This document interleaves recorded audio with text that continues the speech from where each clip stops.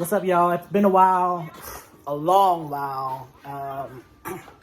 The rear wheel bearings on my TSX are starting to sing.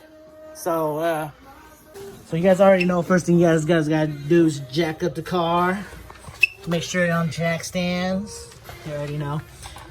So this is the passenger side. I already got the driver's side out already. And then I was like, you know what? I should record a video.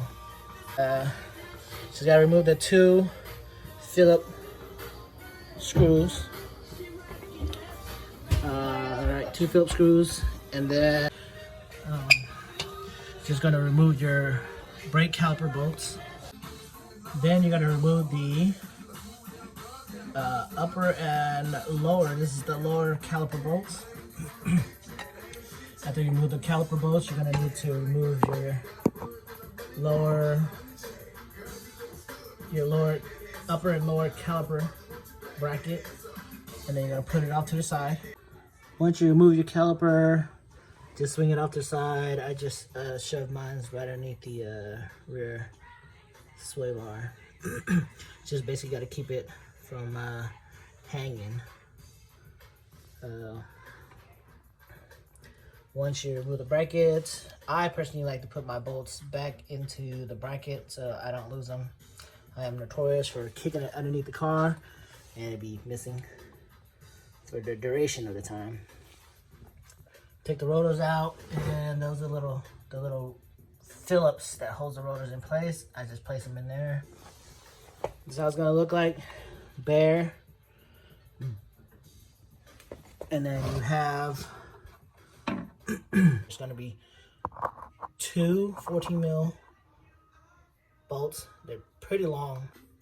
And then there's also gonna be two more towards the front of the vehicle. 12 millimeter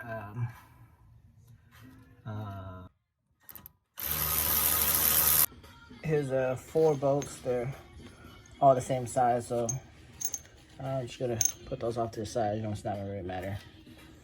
Right next to the brake pads, brake rotors. Drop them in there. And then I'm probably just gonna see the little crack right here a little bit. I guess mine's a little bit easier, but might want to need to try to see if you try to jiggle it out. I'm guessing that's the one of the ABS sensor. And then we make sure the O-ring gasket comes out, and then make sure the new one has an O-ring gasket too as well. I'm sure you guys can tell, but there's a certain design that you'll go back in. So it's not gonna matter if it's for the left or the right side. So buy it wherever you buy it from. Make sure you check that before you leave. Or if you guys do order it, make sure you check that tiny little O-ring right there. Make sure that has a new one. So you don't want to use the old one. With just any wire brush you can. I couldn't find the actual wire brush. This is the closest thing I could find. All I did was just touch up on the threads. The one on the left is the old one, and the one on the right is the after I brushed it off. Brush it as clean as possible you can. Next, all I'm gonna do is just gonna come in with the Permatex antices. I'm just gonna rub some on the threads along with it. So all that's left is just finger tying all the bolts in, and then coming back in and torquing them down. They're torqued at 47 pounds. So, and basically going in reverse. What I did was I just finger tied all of them.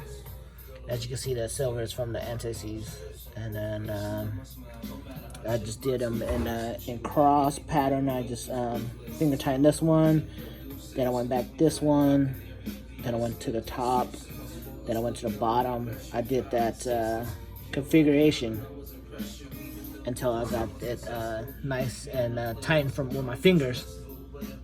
Then came back with the with a ratchet, just to ratchet them down, same way too, same configuration, until I got it to be flush. Once it got flush, I came back and then I torqued it down to 47 foot-pounds on the bolts, on all 4 bolts of them.